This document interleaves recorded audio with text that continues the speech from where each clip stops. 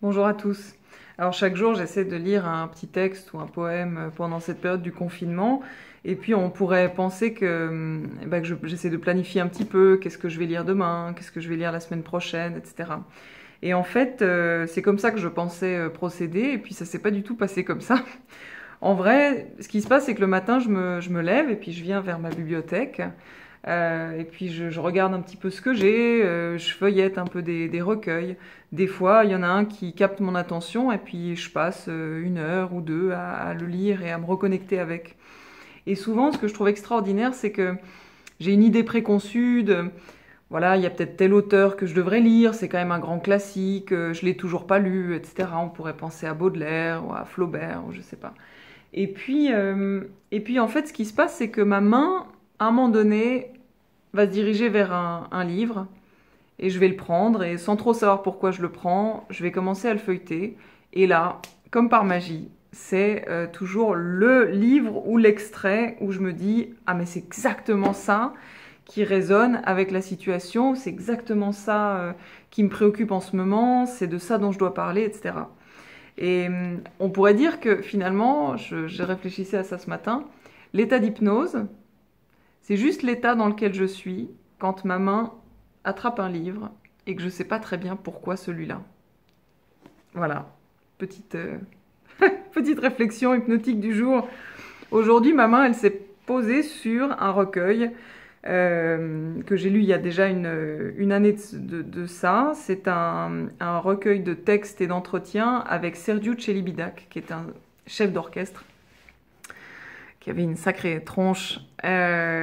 Incroyable chef d'orchestre, euh, qui a eu une carrière internationale, qui très singulier, très singulier. J'ai de la peine à en parler parce que c'est tellement, moi j'ai tellement d'admiration pour son œuvre et son travail que les mots me manquent un peu. C'est un chef d'orchestre roumain qui s'est produit beaucoup à Berlin, enfin sur toutes les scènes avec tous les orchestres du monde entier. Et il avait un très fort caractère et c'était quelqu'un de très très exigeant. Et il avait un rapport à la musique qui était, pour moi, extrêmement spirituel et à la fois extrêmement terre à terre. Et dans ce recueil d'entretiens, il dit des choses qui, moi, me font penser à l'hypnose, par exemple, mais pas seulement, également à l'attitude à l'attitude que ce confinement nous invite à retrouver, à, à nous approprier, je crois.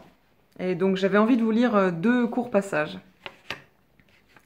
Donc la personne qui l'interroge lui demande quelle influence le yoga a-t-il eu sur sa façon de faire de la musique, parce que Celibidache était un grand passionné par les traditions spirituelles indiennes et orientales. C'est par la musique que d'une certaine façon je suis venue au yoga et non l'inverse. Mais ensuite, lorsque j'ai vu que la musique ne peut pas être un jeu de sensations, que jamais la vie, elle, ne saurait être cela, je me suis rendu compte que rien de ce qui est dans la musique ne peut être réalisé par la volonté propre, par l'ego. Et ainsi, la musique est pour moi, lorsque les conditions matérielles brutes me le permettent, une méditation. C'est-à-dire que je ne pense pas du tout que je dois maintenant faire ceci ou cela, mais tout a lieu. Et ce n'est pas moi qui fais de la musique, mais je crée les conditions pour qu'elle puisse surgir. Ce n'est pas nous qui la faisons. Nous créons les conditions pour que Dieu, qui est vérité et beauté, se manifeste à nous. Mais nous n'y réussissons pas toujours. Et c'est drôle parce que ça me fait penser à cette histoire de livre dont je parlais tout à l'heure. Il y a quelque chose qui se fait qui n'est pas de l'ordre de la volonté. Ainsi l'hypnose. Autre extrait, il dit plus loin, alors, pour en revenir à la musique, avant de commencer, j'essaie de me vider totalement.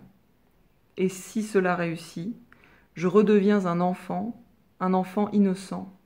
Je commence, je vous le jure, comme si je n'avais aucune idée du morceau. J'écoute ce qui se passe et c'est nouveau, tout à fait nouveau. Et j'adore cette conception de la musique. Moi, ça me parle beaucoup. Ça me parle beaucoup par rapport à l'hypnose, par rapport au travail thérapeutique. Et puis par rapport à ce que ce confinement voilà, nous dit.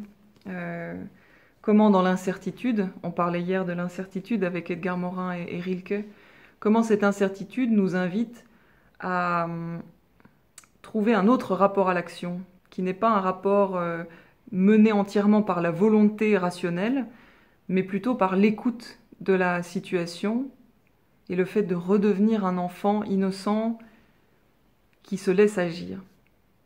Voilà. Eh ben, je vais vous mettre en lien un petit lien vers une vidéo de Celibidache qui dirige un orchestre et peut-être que vous aurez autant d'admiration que moi pour lui en écoutant ça. Et puis quant à moi, je vous souhaite une bonne journée et je vous dis à demain pour une prochaine lecture, poème ou autre, je ne sais pas. Salut!